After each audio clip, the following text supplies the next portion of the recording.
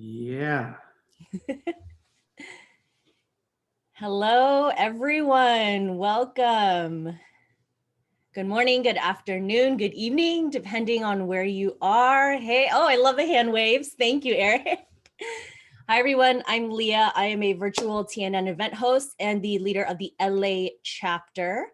And I'm here today with Joel, who's talking about how to travel solo, but never really alone. So this is a great topic. We always get some great questions out of this one. But while we're waiting for everyone to file into the Zoom room, go ahead and find the chat and let us know where you're calling in from, how many TNN events you've been to, and if you've ever taken a solo trip and where to, or if, coronavirus kind of derailed that plan and you rescheduled. So we'd love to know that. I know it takes a few seconds for everyone to get connected to audio and get their computer on, get settled. So I will go ahead and share my screen for a few slides, let you know some housekeeping items, and then I'll pass it off to Joel. So welcome. Oh, India. Hello, Mexico. Woo. I know we got a world tour going on here. Right. So you are at a Nomadic Network presentation. We are a global network of travel enthusiasts inspired by Nomadic Matt, who started us back in 2019. And we encourage others to travel better, longer, and cheaper. So we started in 2019, launched in 22 cities across the globe with live community events where we could hug and have drinks and be amongst one another.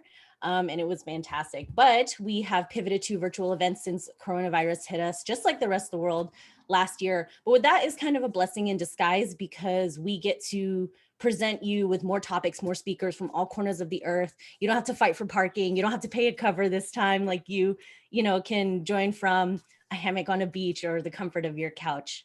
So right now we're hosting 3 different virtual events. Speakers who come on and donate their generous time and knowledge like Joel and enlighten us about a certain topic. We also have book clubs once a month, and I'll be detailing the next 2 books for the next 2 months. And then we have regional happy hours that happen in every corner of the earth, and you definitely do not need to live in a region in order to attend that happy hour. You can be from anywhere. It's a great part. A few things to keep in mind. Thank you if you have your camera on. If you have it off because you're at work, totally get it. No problem. You'll be muted for the duration of the presentation so we can let Joel have the spotlight. And please feel free to use the chat like I instructed you at the beginning. Use it to connect, share your own stories, tools, resources, apps, whatever you want, relevant experiences. If you have a question, Joel and I will get to it at the end. Just go ahead and start your sentence with question. So we're here to learn and have fun. And we thank Joel from the bottom of our TNN hearts for being here because he's so graciously explaining how to travel solo to all of us. So for any replays that you may have missed, you can check out our new membership network. It's called Nomadic Matt Plus. It has taken the place of Patreon. So head to members.nomadicmatt.com. And with that being said, our little intro about Joel is that he started at Globetrot Serot. He is the founder of this blog that's helping the community travel together, learn tips on how to travel alone, solo, but not really alone. And he is also the host of his own podcast as well. He journeyed through Latin America and also is journeying through the US, working on farms, I believe, organic farms. So Joel, I will hand the floor off to you. All right. Hello, everybody. This is exciting. Great to see all your faces with the camera on. This is my first time presenting, and so I thank Leah and the Nomadic Matt Network to give me this opportunity to connect with you guys and share a little bit about solo travel, which is like an amazing way, a unique way to go on a road trip or go across the world in general. Like Leah said, I have a blog called Globetrot Serot where I kind of bring people together. It's like a resource of other backpacker knowledge from other people I've met. And so that, you have a better, safer trip and you kind of get more prepared for your trip. So with that, let me share my screen and we can get right into today's awesome conversation, which is how to travel solo but never really be alone, which basically means, you might have some fear about heading out on the road by yourself, but I'm here to assure you that it's not the case. You'll be alone, and there's a lot of benefits to that, and we'll get into it, but there's plenty of people out there that you're going to meet. So, little outline of today's presentation. We're going to talk about who I am. We're going to talk a little bit about the definition of budget backpacking. Then we're going to get into things that you should know before you head out on your first trip. If people have gone on trips before, this will just be information you probably are familiar with. And then we're going to get into that meat and potatoes about meeting other travelers while on your trip, and some lessons about solo travel that I think you'll find beneficial. And lastly, I want to just talk about a project I'm working on called People with Backpacks, which is a collection of travel stories from people I've met, a lot of them solo travelers, and you might find additional inspiration for your trip on that. So who am I? Like we mentioned, my blog is called Globetrot Serot. That's my last name, Serot. And I got started in the travel bug pretty late. In 2016, I took my first solo trip to Guatemala. I was 32 years old. So let's get that on the table too. Like there's no too old to solo backpack. I've met people in their 70s and their 80s in hostels while traveling. So that it's something it's a unique travel style for everybody, which is what makes it so great. And since that trip in Guatemala, I caught the travel bug, and I've solo backpacked through 5 countries in just the last 5 years. The blog was a baby of the lockdown. During March of the lockdown, I was stuck in my apartment like most of us. So I decided to just start to brain dump all my information from my trips.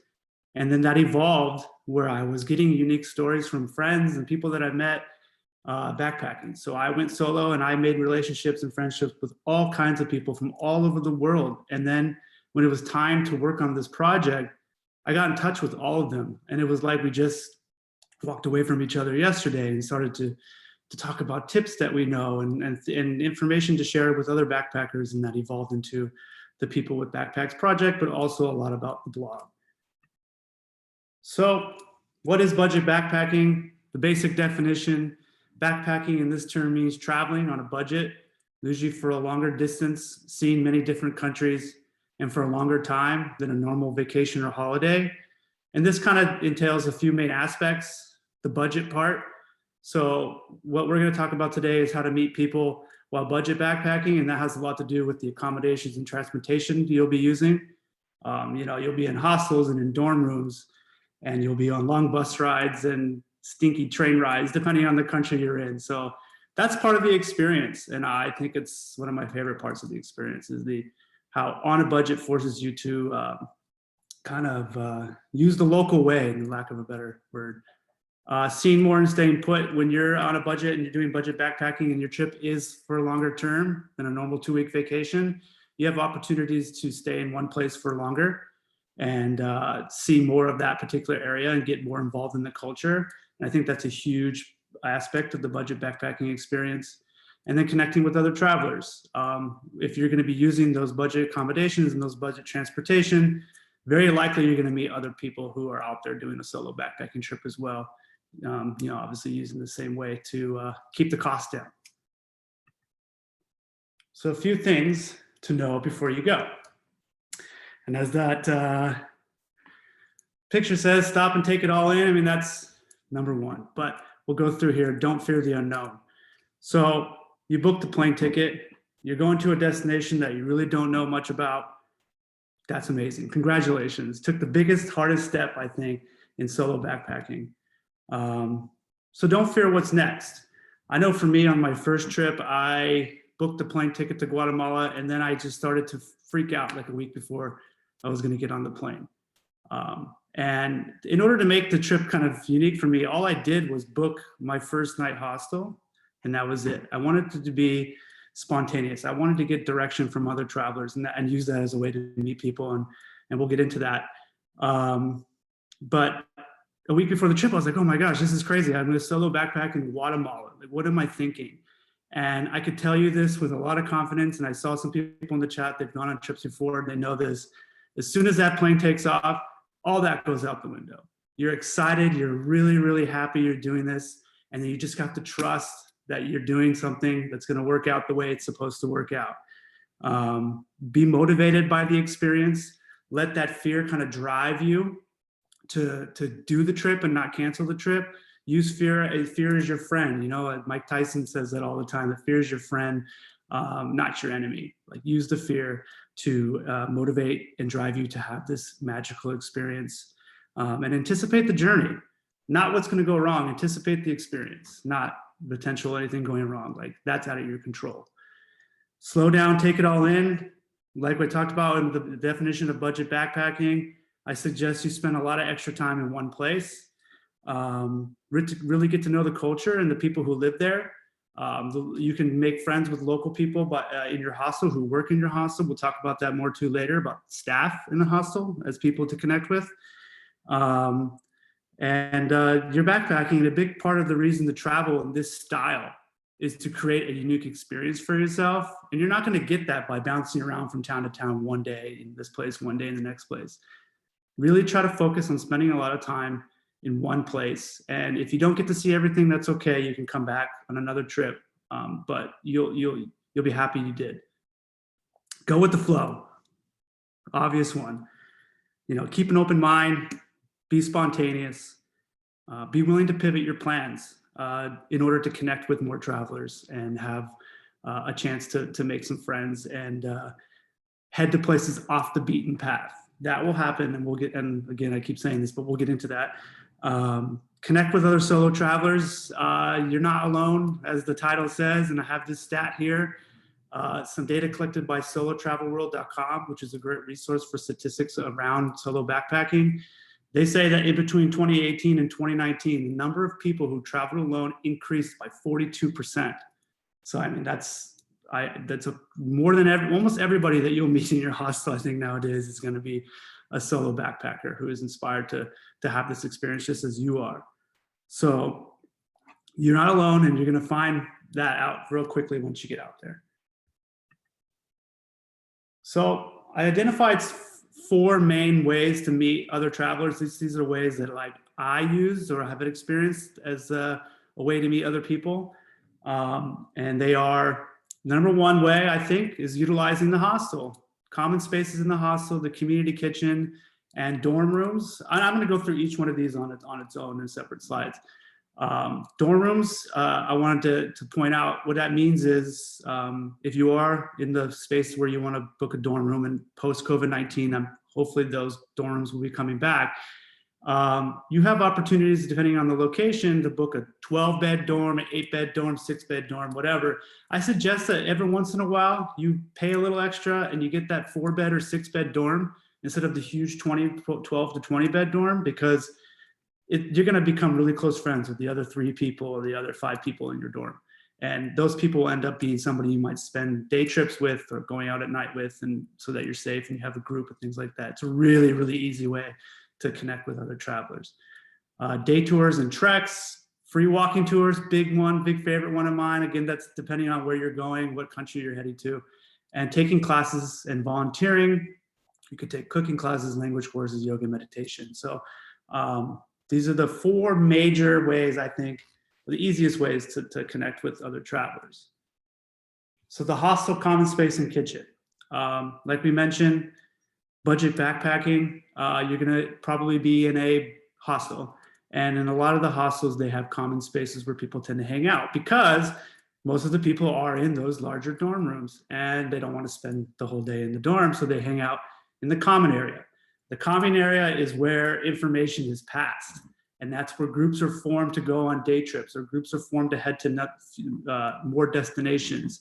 And it's a great way to introduce yourself to other travelers, start hanging out. Some hostels will even organize like group activities there, like happy hours or trivia nights, things like that. Like, sign up for those. Take advantage of all the free opportunities to meet people that the hostel provides you already.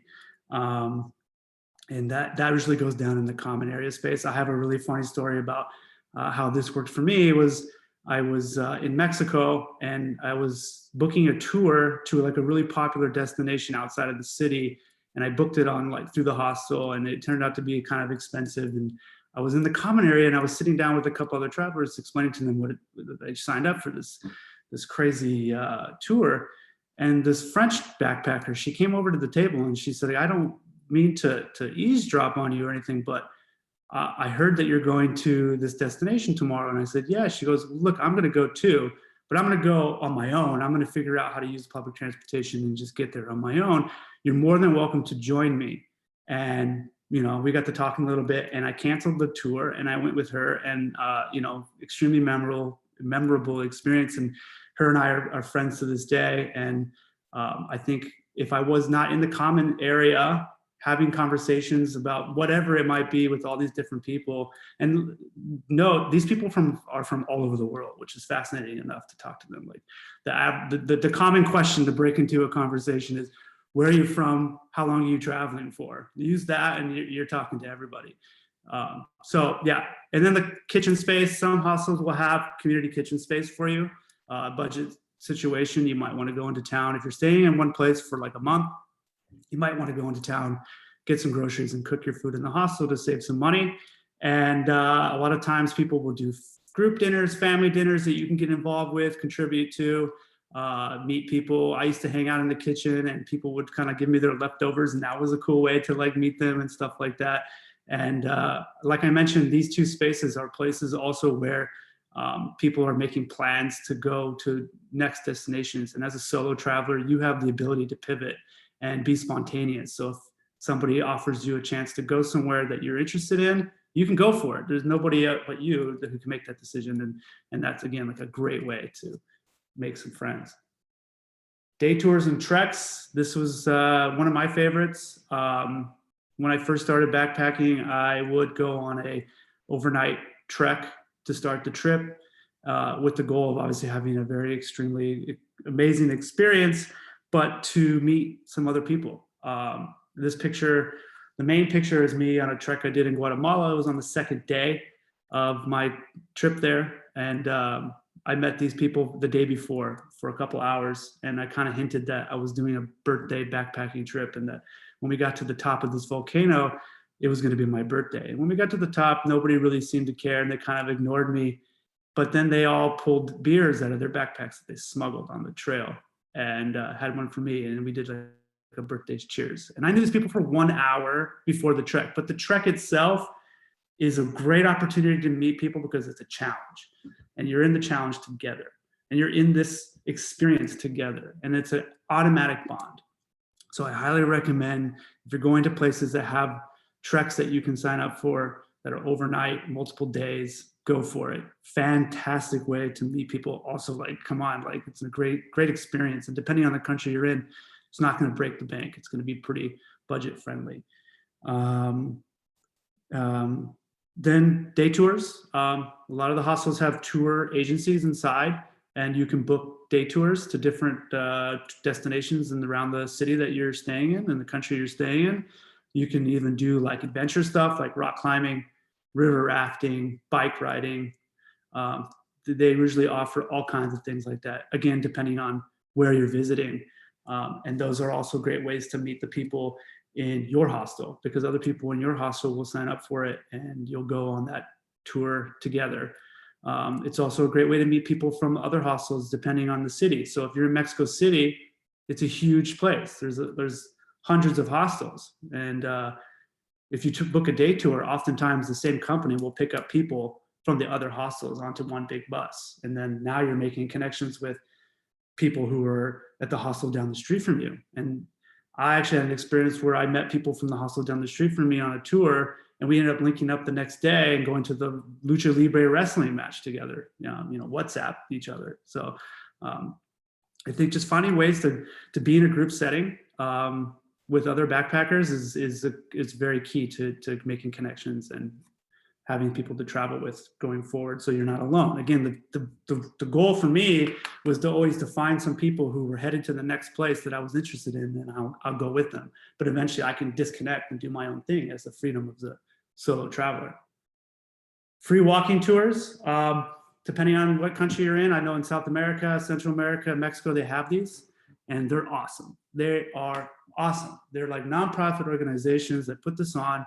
You sign up with your hostel, usually to start right in front of your hostel, depending on where you are, and you just go around the city with this amazing bilingual tour guide who knows everything about the history, what bars to go to, restaurants, everything. And you spend 2 or 3 hours with them. And sometimes, like in Medellin, Colombia, they give you like a quick information on how to use the public transport, the metro. They take you on the metro and give you, and just show you the maps and everything. And when the walking tour is over, you're in the middle of the hottest spot of the city that you're in with strangers that you just met on the tour, and they tend to go hang out, like go to one of those recommended restaurants by the tour guide, or go to the bar that night and have a drink at one of the places he said to go to for like salsa dancing in Colombia. It's a fantastic way to learn your surroundings of the city that you're visiting, the history of it. But then again, like the goal here is to meet more people. And it's one of my favorite resources. I have a blog post about it. We can talk about that later, about why you should take free walking tours. Lastly, take a class or workshop. You can sign up for Spanish language courses, yoga courses. They have cooking classes in a lot of places. I know I was on a beach destination that was kind of a yogi beach, and everybody went to yoga class and meditation classes. And if you're in a certain place that's a little bit more laid back and not city, you can try to find that cork board with flyers on it, or you can, check those out. Those can tend to be really cool. People offering like $5 workshops and classes and things like that. Like, take advantage of that. That's awesome. Like, you're gonna get to learn something. You're probably gonna meet locals, and you're gonna, walk away with a little cultural experience. So most hostels do organize this too. The cooking classes, the language classes, and any kind of immersion classes. The hostels could probably organize that for you too. I didn't even know about this. I kind of went like 2 countries not even knowing this was something until one of the hostels I was in. Everybody talked about the cooking class they were going to, and the language immersion classes that they were taking every day for like an hour, and how like they were going to go to happy hour with their friends from cooking class. So it's like, and the lady who ran the cooking class invited them all over to dinner in her home in the city. So it's, a great way to meet people, the local people. I think I skipped over that, but meeting the locals is also a great thing to do, and that can happen by talking to the staff in your hostel. Most of the time they're bilingual, so you can connect with them, get to know them, ask them questions, spend time with them, buy them a drink when they get off work, and next thing you know, you're going out with them, meeting their friends and meeting their family, and getting really immersed in the culture of the city or the town or the country that you're in. So, big tip. So a few lessons, in addition to all that information about how to travel, how to make connections and make some friendships. A few lessons that I've taken away from using all of that is, again, you're never truly alone. No matter if you're in the hostel or on a tour or on a public transportation or taking that long 8-hour bus ride to the next city or next country, like, you're going to be surrounded by other like-minded individuals who have the goal in mind of meeting more people and seeing more things. And so, go with that, go with the flow, be spontaneous, pivot, and seek that out, seek out those connections, and, put yourself in the right position to make those connections if you feel like it. Obviously, if you want to be alone and you want to do this thing by yourself and spend time by yourself, like, that's awesome too. Like, I know a lot of people who do that, but this is a good way to also just build a network of people from around the world. That's the most fascinating thing for me. That's what makes me smile the most when I'm at home and I'm thinking about all the trips that I've gone on, is like, wow, this person's from Germany, and the UK, India, South Africa. Like, wow, like, that's a huge network. It's so fascinating to me. Travel bug, it's real, and you will catch it. And this will be maybe your first or your second or your third solo trip, but it's definitely not going to be your last. You're going to be doing it as much as possible, and you're going to be thinking about it all the time. And, a good thing about this is you might turn your next two-week vacation into like a 1-year trip. And, it just grows from there. I haven't done that yet, but, once you build that confidence in this travel style, like, you'll be surprised how quickly you're going to want to continue to do it over and over again. And confidence. You find yourself living out of your backpack, more comfortable living out of your backpack, and being around strangers. You start to embrace the feeling of that on day one feel that you had, like, oh, like I had that fear, I wasn't sure I was going to go, and then you got on that plane and you had that release, right? You start to embrace that that emotion, and you start to like give yourself credit that you accomplished something, which is going to a country you knew nothing about by yourself, making friends, and walking away with an extremely unique experience that not a lot of people get a chance to have. And then build on that. Take that confidence and that inspiration to go on more trips or put it into your life, share it with your friends, just use it. So you've made the friendships, you got on the trip, you made the friendships, you have the memories and the unique experience. So what benefit of these long-term connections do you have? So travel partners, as I mentioned in this presentation, you can pivot your plans as a solo traveler. So when you're meeting people and they're planning on going somewhere that's off the beaten path, or you didn't expect that you were going to go to, but it gives you an opportunity to travel with some new friends in a group, which is a safe setting, go for it. Go with them. And there's a thing, it's a dumb name, but they call it the Gringo Trail. And in South America and Central America, you kind of follow the same path where you're going through these different cities in a kind of a circular motion. Everybody's kind of hitting the same spots. And you'll find once you separate from somebody you met in one city, you'll connect together again in another city at random. And then you have your friend there with you and you can go and do something with them, like a day tour or something. So it's a partner that you have, somebody you can look forward to meeting up with. A place to stay. So like I mentioned, if they're from all over the world and your next trip is to Germany and you had a really good connection with somebody from Munich, when you're in Munich, hit them up, WhatsApp them, say, hey, I remember me from Guatemala, I'm in your country, can I stay with you? Show me around. I can tell you 100% of the time, anybody who's a backpacker who met you on a solo backpacking trip is going to offer that up for you. And that's going to give you a window, a quick doorway into a unique experience in that country. Like you just got access from a local right there. And be willing to pay that back. Be open to, if you get contacted by somebody that you met while traveling and you had a really deep connection with, and they call you and they're in your country, be open to letting them come stay with you and show them around. It's a big part of this network of I'm trying to create with my blog, is this backpacker resource. We're connected, we're like-minded individuals. Share tips and tricks. Knowledge is power, right? So share your experience with other backpackers, and they'll share more with you. Sharing this information keeps backpacking, this travel experience alive, keeps the spirit of this travel alive. Post COVID-19, there's a lot of conversation going around that backpacking it might be dead. I don't think so. And if people who have had the experience before or are looking to have the experience, talk about it with more people and share, like this conversation. All of you amazing people are here today to listen to me. Thank you. That's the process that these connections, the power of these connections. Collaborations. I've met YouTube vloggers and bloggers, athletes, professional athletes, musicians, all types of amazing, talented people in my hostels and on my backpacking trips, and photographers, whatever it may be. You never know when you might want to utilize that connection for something. So keep an open mind about that. I'm not trying to say like use people, but I'm saying maybe one day you have a job coming up for something that you're doing and the job calls for a photographer. Call that friend that you met and see where they're at. Give them the job, give them the opportunity, like pay it forward, but also you already know they're extremely creative, and that will, in turn maybe help out your business, or, they'll bring something to you. Like keep an open mind about the connections that you're making as far as the collaboration side of it. And most importantly, you got a friend for life. The most important thing about the people you're going to meet is that they're your friend, and they're probably going to be your friend for life.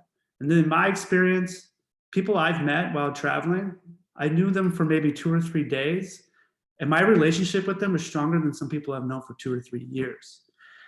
When I started my People with Backpacks project, I would contact some backpackers that I met for like 2 days to get their travel story. They responded in hours, just excited to do it. And like I said before, like it's the faces that I remember the most. sure, I went to these cool places and took pictures and all that, but like when I really think back on my solo trips, it's the faces of the people that I met that makes me smile and makes me want to go do it again and create more of those brotherhoods and relationships. Like, so I hope that what I've shared with you today about how to make those relationships and where to find them and how to cultivate them has been helpful for you, and that when you go on your trip, you can make some friends for life. So to wrap it up, I want to just share with you guys about this project, People with Backpacks. It's backpacker stories that I've collected from around the world. And basically, I find them to be all extremely motivational stories. They're about they're about facing challenges and long-lasting friendships and confidence and all kinds of different things that backpacking brings up.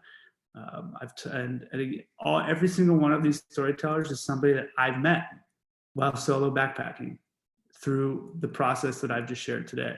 So I just invite you to check it out. It's peoplewithbackpacks.com. Check out the stories, read them, find inspiration, and you'll get a little bit more info about this never alone concept that we've been talking about today, because it's the heart of almost all the stories is the people, the friendships, and how that carried them through their experiences. So thank you. It's been an honor to share this information with you guys and share what my experience is, and I really hope you do find some inspiration in it. And after what we all went through with the pandemic, the travel world is starting to open up, and I really hope you guys get to have a trip pretty soon and that it's safe and memorable. Check out my blog, globetrotserot.com. I got all kinds of different articles of information, from responsible travel to my experience woofing on farms during the pandemic to inspirational solo female backpacking stories that I've collected. And yeah, so after this presentation, we can send you guys the slides, and you also we'll give you a link to go sign up for my newsletter. And if you do, I'm going to send you my packing list for South America. So anybody who signs up for the newsletter. So I hope you do. And yeah, with that, I guess we'll take questions, right? Yes, Joel, thank you so much. The chat was lit with stories and anecdotes and tips, just tagging along with yours. So thank you for sparking this conversation. And I think there's a lot of different sentiments in the chat, mostly aspirational and inspirational. People love this topic. And so we'll dive in, because now we have a lot of questions filing in. So I actually want to start off with getting the confidence to, one, take the leap you did in going. Like, I know going and showing up in life and anything in life is 50% of the job, right? 50% of the hard work is literally arriving or attending or being present. But for a lot of people, that's not possible, whether it's financially or mentally, or they have people that depend on them. They can't just like pick up and go. And then like the confidence to meet people on the road, whether you're an introvert, self-proclaimed introvert or extrovert, like how can people kind of get over that little hump as well? Like, I'd love for you to do elaborate on that a little more. If you have any other advice you can give. So for somebody who is maybe financially not in a situation to buy a plane ticket without any direction, just to go for it, maybe do something smaller, an overnight road trip around where you live without a plan. Try to be spontaneous with that. I've been exploring spontaneous road trips over the last 2 months, where you go to sleep without a plan for the next day and kind of just roll with the flow in that sense. And it's just as scary, but also a growing experience. And then as far as stepping out of your comfort zone to create these connections and have these conversations, the best thing for me, advice for me to give is that everybody's feeling like that. Most everybody's feeling that way. When you're in that common space of the hostel and you see a bunch of people chatting in groups and you're kind of nervous to go over and interject or join the conversation, you have to, in most cases, they created that conversation circle in the same way. There was one person who started it, or one person who came over and was really nervous to interject. And the other travelers are going to be warming on the most part. They're going to be welcoming you in and really excited to hear what you have to say. And again, those two basic questions: where are you from? How long you've been traveling for? Ask anybody that, and you're having a combo. And you'll see, like, if you're having a combo one-on-one with somebody, people will come and they're going to start joining you the same way that you started it. So it goes around. Absolutely. Thanks for that. All right, let's move on. So EB would like to know if you could speak a little bit about your experience with woofing throughout the US. Yeah, I just saw the comment willing workers. So yeah, sometimes it depends on the farm. So I've been lucky. I've been on 3 amazing farms in 3 different states, ran by really, really dedicated owners. You have to do your research on that one. If you're gonna woof and you want to be spontaneous, you have to be ready for an experience that you may not be so keen on. But for me, with research, doing a lot of communication, emailing back and forth with the owners, asking questions. You're the volunteer, not an employee. So ask questions and get the information that you desire before you agree to join them. I think that's the main thing to remember, is that even though you're getting a place to stay and food, you're not their employee, you're their volunteer, and they need to treat you as such. So giving you free time and teaching you things. So ask questions about what they're going to be teaching, what are they going to be working on while you're there. And if it's something that interests you, ask questions and ask them to get you involved. So in my experience, to answer your question, it's an amazing platform, an amazing way to travel. If you're on a long-term trip and you want to stop for a little while, save some money, meet people. I mean, woofers are just as amazing as any solo backpacker I've ever met. Go for it, sign up, try it out. And again, you can leave, you can quit and go to the next farm or go to a campsite and figure it out. It's not locked in stone, but it's definitely worth it. Yeah, absolutely. So Jan wants to know how long you have to stay at a place, at a woof place. It depends on the farm. Normally during COVID, and now post-COVID, well, not post, but like as the pandemic kind of gets a little eased off, 1 month. They prefer 1 month, but you can probably negotiate a weekend or a week depending on what their needs are. But this is a good segue into how long you should probably think about staying in a destination in general. I find it takes about 1 month to get into a groove, 3 weeks to get into a groove, to like really learn the area and really kind of find your where you're comfortable and start having an experience. Yep, absolutely. I think some places they may only need you for like a weekend as well. Yeah. So there's all sorts of different stays. But I did plug, for anyone that's interested, I did plug the website into the chat, and I'm sure Joel has more information on his site as well. I linked all of Joel's information, FYI, for anyone that has to like jump off early. It's in the chat, so if you scroll up a little, you'll see his website, his Instagram, his packing list, and his story collection / podcast. I'm a podcaster too, so I'm excited that you are.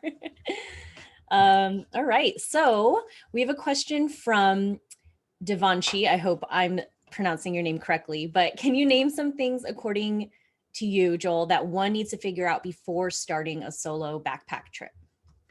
Yeah, of course. So some countries, I keep saying this, and it's very true. It really depends on where you're going. But some countries, I would research the first city that you're going to. Sometimes you need to get out of the airport that you're in and go to a different place. It's a little safer. For example, this is Guatemala City. Not a very safe place to be, but there's a town about an hour away called Antigua, and people go straight to Antigua to start their trip. So research like safety. Safety is a big thing. If you're going to a country that might have some safety concerns about certain cities, do that research, and then read some blogs about accommodations and places to stay. And from there, I think you should be spontaneous and get the tips from the people you're going to meet about where to go to next. Yeah, safety, be safe, make sure you know what you're getting into before you get into it. That is wonderful advice. I think Guatemala is one of the only airports that I've been in, Guatemala City, that has Wi-Fi also, if I remember correctly. It's an awesome airport, actually. Yeah, I was like, wait, it's actually, but I did the same thing. I landed and I headed straight to Antigua, like a car, like straight to Antigua. I was there for a wedding, so it Yeah. was a little bit different. So on that topic, what do you recommend about SIM cards, phone, and money? Like sometimes people love hearing about the logistical things, so this is good advice for anyone that's like, all right, I need to know exactly like, what do I do about money? What do I do about cash, cell phone, etc. Such a good question. I was just gonna say that is for money. For me, this is all what I do, and take it as a grain of salt. But for me, for money, when I arrive in a foreign country, I exchange in the airport just enough to get me to the next town. So if I'm in Guatemala City, I'm going to exchange enough American dollars into quetzales just to get me that car to Antigua and get me that hostel stay. And then when I'm in that town, I'll use the ATM to get cash. A lot now, 2021, a lot of places take card. So just tell your bank in advance what countries you're going to so that they don't shut your card down, and bring backup stuff. Bring a backup bank card, things like that. And then for SIM card, I don't use it. I just use WhatsApp and leave my phone on airplane mode most of the time and just try to find Wi-Fi. Sometimes it can be a little stressful, but most All part of the fun, right? yeah, exactly. Cafes and things like that, they got you. But a lot of people I've met, they get the local SIM card, they get a local number, which is totally fine too. You can get that in the airport when you land, or when you get to your destination, you just go to a shop and get hooked up. Absolutely. Joel, do you have the Charles Schwab debit card? I don't, but I've heard of it. No fees, right? No fees. No fees. Hot tip for anyone that wants to withdraw money in the airport. Charles Schwab, which is like a digital bank, Charles Schwab debit card. I wish I had like an affiliate link or something, but there are no ATM fees, no international foreign transaction fees. So it's probably the best to like withdraw cash from. And Joel, you sound similar to me, where like I go to a lot of cash heavy economy countries. Yeah. So like a lot of like Latin America, where it's like a lot of things are cash, except maybe for the bigger places. So I'm like constantly having to pull out cash, but Charles Schwab is great for cash withdrawals. Sure. And good tip about WhatsApp. WhatsApp is probably every favorite traveler's app to use. I even use it back home here. Like I don't text people. I WhatsApp them. Good. So those are great things. Ratish, I hope I'm pronouncing that correctly, had a question on what's one thing that you didn't put in your backpack that would have been very handy on your trips. Wow. Oh man, I think most recently it was a tent. A whole tent. Yeah, I have a smaller tent and I put it in my backpack on a trip to Mexico, and then I took it out thinking like I would never use it. And then when I got there, everybody was camping on the beach, and I had to get the hostel room. But that's the first one that comes to my mind. Locks. Bring padlocks. It's a huge one for the locker in the hostel to protect your things. I learned that the hard way. I didn't know anything about that, so I think forgetting to bring my lock was a big one. So padlocks. Yeah. A tent. That's maybe look up the destination you're going to first. I don't think you need a tent anywhere. But yeah. That's just what came to my mind. I was so upset about it. Right, because you were thinking this one time they're like, shoot, what did I not have? I didn't have a tent in Mexico. I get it. But yeah, padlocks. It's a good one. Yes. Sure. Good question.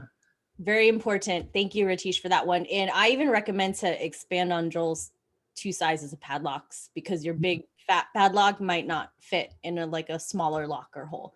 So a small one and a big one. Yep. All right. So Cheryl has a question about US travel. What's the longest amount of time you've traveled? What's the longest amount of time you've traveled, and how did you handle like your US mail? Like tell everyone about your home base here and how you take care of things back home while you're on the road. Yeah. So I've never gone away longer than 2 months. A lot of countries that I visited only give you a 30-day visa as an American, which is a lot. Mexico's 6 months, so it's bigger. But I don't forward the mail. I usually, I live in an apartment building in LA, so I usually just give my mail key to my neighbor. And, you just let your bank know where you're going, and cell phone company where you're going. And if you're in a country that's visa is only 30 days, you can re-up the visa by jumping out of the country and jumping right back in. But I think it's also an opportunity just to head home or to head to the next country, where then you get another 30 days. So as an American, most countries give you a 30-day visa. You do your research in advance to make sure that you have that information correct, or you might have to fill out paperwork at the airport. But for the mail, yeah, you can forward it. Like my most recent trip, I forwarded it to a friend, and it worked fine. They collected the mail for me, and it came through. And then you can also call them and find out if there's anything in there that's important. Yeah. Read it to me. Yeah. But if you're going to go on a trip longer than 2 or 3 months, then you should probably not expecting anything to come up at home. Don't be running away from something. Make sure that you're prepared. Yeah. Yes, because those issues will follow you. Yeah. Yeah, interesting. In Buenos Aires, I mean, this was back in the day, 2016. I think I started my journey the same year as you. The Port of Buenos Aires is an hour away from Uruguay. So after 3 months, or in the 90 yeah, I think it's like day, people would take the ferry to Uruguay. And I'm not condoning this. I'm not saying it's legal or illegal. I'm just saying this is how people did it. Yeah. Take the Uruguay ferry, get their stamp that they left the country before 3 months, and then come back after. Yeah. And it depends on, the question was the American passports, but for the most part, we're lucky to be able to get visas in a lot of countries. But Bolivia, you have to do your research. In Bolivia, Americans have to pay $200 for a visa. So you have to, and a lot of people show up to the border not knowing that. So do your research on visas for sure. 200. Yeah, Erica was like a surprise. Yeah, and you have to show up with like crisp $20 bills and things like all those exact things. Change. Brazil, exact change. Otherwise, no visa. And I bought the Brazilian visa. Guess what? 6 months later, they got rid of it for Americans. Don't make my mistakes, you guys. Question about what to prepare for, it's probably visas. We take it for granted as American passports, for sure. Someone had a note to add after Carla wanted to say, just backtracking a bit, U.S. mail will hold your mail at the post office for 30 days. Oh, nice. So that's a good note for anyone that didn't see it in the chat. Great. Thank you for answering that one. Okay. So Marvin has a wonderful question about connections and friends. How do you develop lasting friendships when people come and go at the hostels? Or even if you're like an expat or digital nomad staying in a place for a few weeks, a few months, like I've dealt with this too, but how do you deal emotionally with people coming and leaving all the time? Yeah, it's hard. It's hard. You can WhatsApp them, FaceTime them, stay in touch. Don't let it kind of go away. But it is hard. That's a good question. I should have talked about that in the presentation. There is no good answer. It's tough. You just have to kind of trust in the flow that everything is happening the way it's supposed to happen, and stay in touch with them. And again, like if you're gonna eventually leave where you are, even if you're an expat, you're gonna go and make me on a trip somewhere. It's pretty high chance you're gonna run into them, or like I said, go visit them when you get a chance. But keep the connection, stay in touch. Don't just let it go away. Use WhatsApp. People, it might seem like you're annoying them, but I think they appreciate it as well. Absolutely. I think that people appreciate that you're thinking about them, right? Plan another trip with them, right? Yeah, exactly. Oh, if they're going to come back through where you're living, then catch up with them. Make sure that they keep you in the loop. Yep. And like you said earlier about returning the favor, like if they're ever in your area, go ahead and say, I can host you, or I can show you around. Or like if they're coming to your country, I know the US is huge, but say you met someone in Germany, they're like, I'm going to be in New York. Maybe if you can, you have the time and money, I'll make the effort. Oh, okay. I'll fly to New York and we can hang out. Yeah. It's tough, but I think communication, as with any relationship, right? Working, romantic, personal, professional, friendships, like communication is key. Yeah. Good tips. All right. So Ryan would like to know, if you're ever staying at an Airbnb or house sitting on the road, would you still be able to get involved in local hostel activities? this is a great question? So I've never used Airbnb. And I'm like, Oh, yeah, it's pretty okay. crazy. Yeah, I've stayed in hostels in the US and they're not the same experience. But yes, you can, because if you're the Airbnb, you can pop over to the hostel and sign up for that free walking tour. Or you can go sign up for one of their tours that is organized through the hostel, because a lot of them have tour desks where they're organizing trips for people. You can join those. You might not necessarily get to go to the common areas or the happy hours, but you can sign up for the things that are inclusive to the entire community, which the hostels organize. So then, you can invite some cool people to come hang out at your Airbnb. Or, you know what, if you do make a connection with somebody on that trip that's in that hostel, they can invite you to the hostel and you can join the happy hour. So yeah, absolutely. Yes. Get involved even if you're not staying there, for sure. That's so good to note. When I was in Cartagena in Colombia, I was staying in an Airbnb from friends back home, but I wanted to meet people, my group to meet people. So we popped down to El Viajero, which is one of like the big hostel chains in South America. And we signed up for the volcano mud bath, but through the tourism desk. So even if you're not a guest of the hostel, say like, hey, we're interested in doing activities through the hostel. Obviously we have to like pay, everyone has to pay for that activity, but it's a good way to meet people, use them as like your concierge, right? Like a hotel concierge, whatnot, especially if your Airbnb host is not really like present, or, you just want an easy way to find out how to do things, right? So good tips there. All right. So Jan wants to know, have you ever run into any trouble?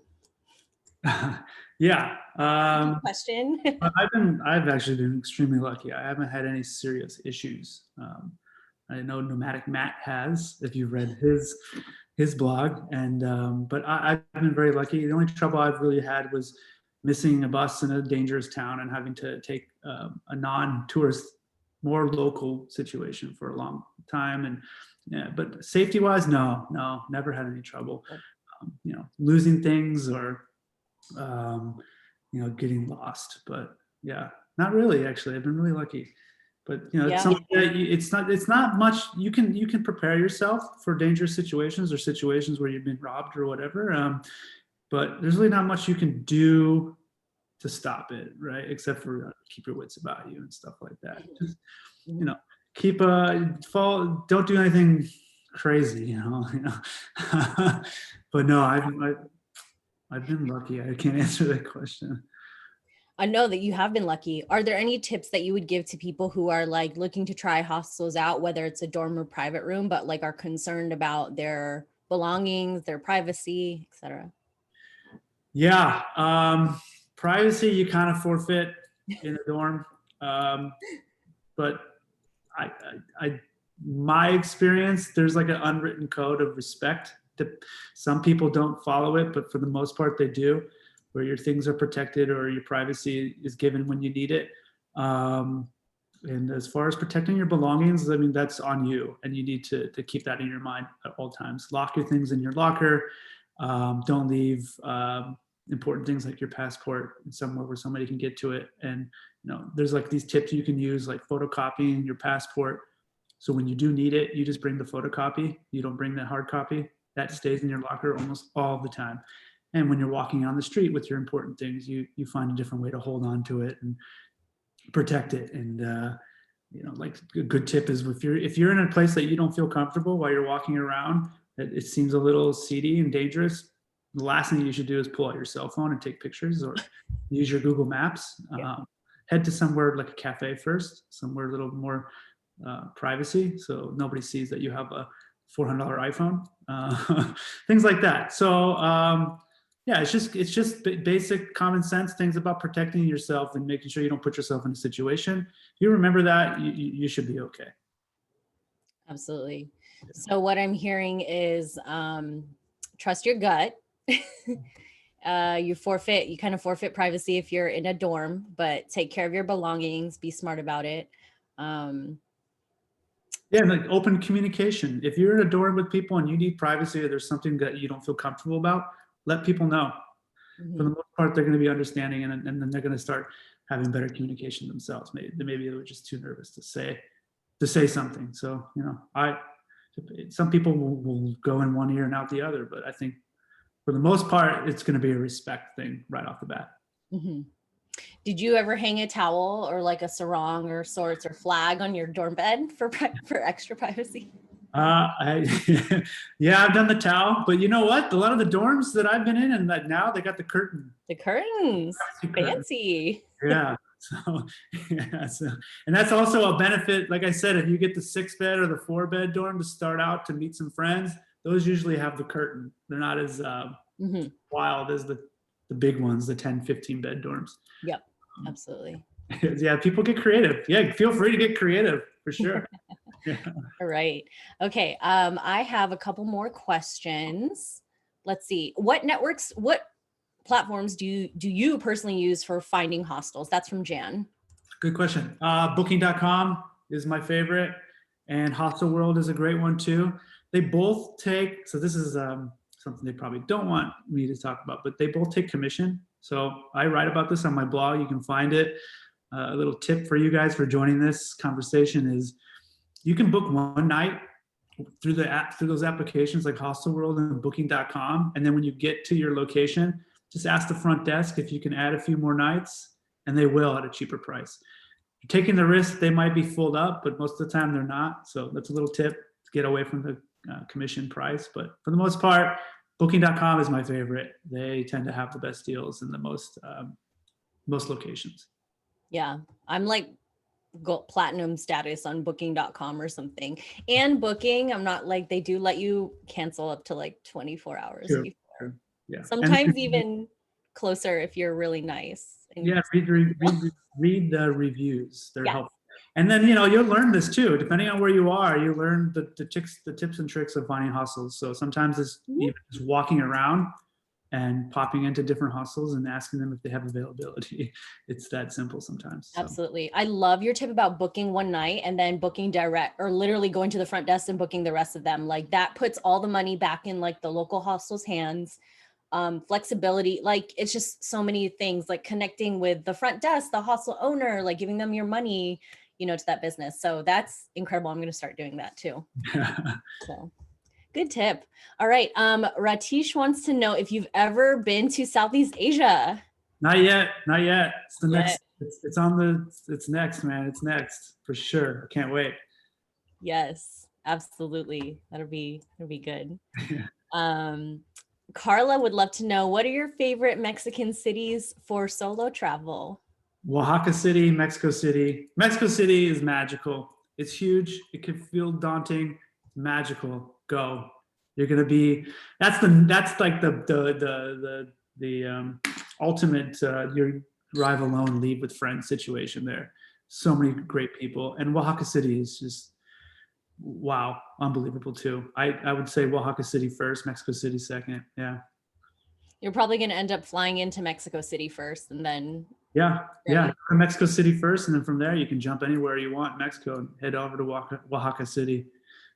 Yes. You won't regret it. It's unbelievable. Wow. And how long did you spend there? I've been Mexico this year, 1 month, last year, 2 months. Wow. Yeah. Amazing. Your first time, were you there during the pandemic or was it pre-pandemic, like beginning of 2020? Sorry. So 2019, end of 2019. I was there for 2 months, and then I just went back in March for a month of this year. So how was it though? Like, I mean, compared to end of 2019, like as far as staying in the hostels and distancing and masks and cleanliness, et cetera, like how were they doing things different compared to when you went pre-pandemic? Yeah, so Mexico City was doing a pretty good job, mask wearing and rules.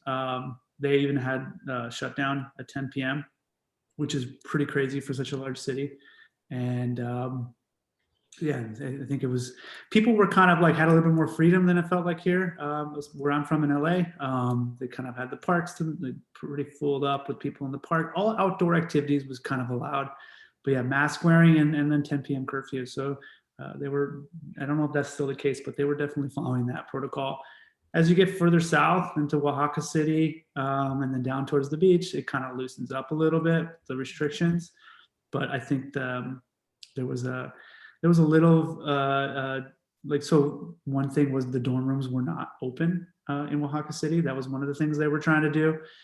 If you wanted to sleep in the dorm, you had to book all the beds, and that they kind of called it like a family package. So if you had a group of people, I don't know if that's still the case now, but mask wearing and social distancing wasn't necessarily as followed in the smaller cities, smaller towns. I feel like every establishment nowadays though has rules, not rules, kind of like a list of how they're handling COVID though. So they're like, oh, we put hand sanitizer out, we clean the bathrooms 3 times a day, blah, blah, blah. Yeah, they had that. They had the protocols for sure to keep you safe. Mm-hmm. Yeah. Great. That's good. And you felt like you felt good about everything. I know some people are still either looking to go to Mexico during this time. I mean, things change weekly now, but no, I felt definitely very safe. And I thought everything was handled pretty well. And in Mexico, you wouldn't imagine this, but they have very easy and accessible COVID testing, and it's very affordable, and it's everywhere. And in Mexico City, it's in the airport. So very easy to get tested. Because I believe you still have to have a negative test to arrive in the US. Is that right? Yeah, and you still have to get a negative COVID test to return to the United States, depending on where you started. Yes, yeah, correct, yeah. I think from anywhere, no? Yeah, I think so. Yeah, so that rule is still in effect and could affect people when people are budgeting for trips, right? Because that costs money. So it does, depending where you're from. So I was where you're coming home from. I was in Costa Rica, and it was 175 American dollars. So yeah, pretty. That's a flight. Yeah, it's because I got it tested at the beach instead of at the Capital. So okay. Yeah. Oh, you went to the Capital. It's still quite expensive. Yeah. An expensive tour, right? Right. I actually have one. I mean, this may not be your wheelhouse, but maybe you've done this before. Have you ever gotten, this is from Natisha again, have you ever gotten enough travel points with an airline to redeem it for flights? And then what are your favorite ticket booking sites?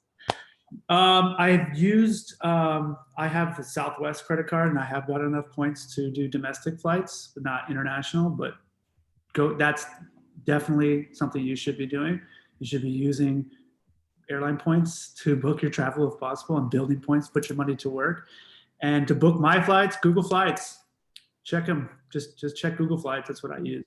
And then, try not to mess with the algorithm too much where they start charging you more. But yeah, Google Flights. Excellent. Great. Thank you. If anyone has any more questions for Joel, feel free to drop them in the chat and I can ask him. Otherwise, I think we've covered most of the questions. This was incredibly helpful, Joel. It's great to know that, some of us are doing the right things as far as making connections, keeping those connections afterwards. But of course, we learned so much from your presentation on how to meet people, how to get over that confidence hump, how to enjoy your travels with traveling solo, but never alone. That's I liked that title a lot. So, one last question. Favorite food you've had on your trips? Yeah, I see that. Favorite food is, man. I mean, I like to go to tropical beaches, Costa Rica, Mexico, Colombia, and like mango, papaya, and avocado all day, straight from the tree.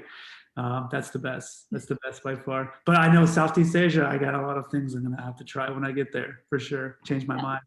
And then the algorithm question, that means if you search the same flight over and over and over again, they tend to catch on to that, and they start to like charge you a little bit more. So, yeah. So, all right. This is great. The comments are still coming in. Okay, so I am going, Joel, thank you again. This was so incredibly helpful. Everyone, if you missed Joel's information from earlier, I'm going to drop it into the chat again. He has an amazing website where he helps connect other travelers, super active on Instagram. If you want his packing list for South America, but can be applied throughout anywhere in the world, go ahead and head to globetrotserot.com/packing. And you'll see his podcast / collection of travel stories with people with backpacks.com. So I'm going to do a little bit of a closing, but we're going to try something new today. If anyone wants to stay after, it has a few minutes. we're starting this thing called TNN After Hours on topics that are so well loved. And we break you out into breakout rooms, let you all come off mute and have a conversation for a few minutes amongst yourselves with a topic relating to like what Joel presented. So today, I think we'll go with what have you learned or seen in Joel's presentation of like traveling solo but not alone that you've already applied to your travels that you learned today and you're going to apply to your travels. So after I do the closing, I will go ahead and break you out to breakout rooms. And it's a great way to get to know each other, get to know the community, especially since we're still doing virtual events from now. You know, like you can meet people in India right now, in Nepal. I know there's somebody here from Nepal. You can meet people in Europe. Like we're all from different time zones. There's people from the Philippines on this call. So if you have just a few minutes afterwards, then we can go ahead and do that. And Joel will be here if Joel can stay, so you can like ask him some questions yourself, like tell your stories. That's the really fun part, because then it's not just like Joel and myself talking, even though we appreciate you guys being here for that. So, all right, so let me pull this up real quick, share my screen. You'll see we have the rest of the events for the next week or two on the screen. If you go to the nomadicnetwork.com/events, we have a happy hour today, Texas, partner events from Impact Travel Alliance, diverse perspectives, candid conversation from travelers of color, really important conversation. Next week, we have how to make your camping trips more sustainable, and then dating abroad, that got moved from July 1st to June 30th, and then Washington, D.C. travel happy hour. And then we have 4th of July weekend, next weekend, Independence Day. So book club for the next 2 months. This is super exciting. Next month, July 7th, we have Helen O'Kyra coming on, talking with Nomadic Matt about Scotland Beyond the Bagpipes. Great book. You can head to the link at the top to find out more. And we just announced August book club with Scott Keys, who is the founder of Scott's Cheap Flights. He is presenting Take More Vacations. He's going to have a candid conversation with Nomadic Matt about that. Scott's Cheap Flights is also a great place to get. Yes, absolutely. I use Scott's Cheap Flights. Yeah. Oh heck yeah! So we'll see you at the book club, right? Yeah. So like I mentioned earlier, members.nomadicmatt.com. This is where you'll find TNN event replays, personal stories not shared, input on the content, live Q&As with Matt himself monthly, exclusive Facebook group access. It's a lot of fun and it's a really close-knit community. So head to members.nomadicmatt.com. Like I said, it wouldn't be the same if it was just Joel and myself talking, because we both aim to inspire, you know, as the mission of Nomadic Network, and Joel's mission himself to connect you all with other travelers and teach you things you may not have learned in the past. So for that, we are super grateful for Joel for being here and for all of you for being here. So stick around for a few more minutes if you want to participate in the breakout rooms and get to know other people. But other than that, thank you so much for being here. Woohoo! I have to jump off. I'm sorry? I have to jump off. Got a second shot for my COVID. Oh, okay. Sorry, guys. No, that's okay. Yeah. But good luck. Nice to meet all of you.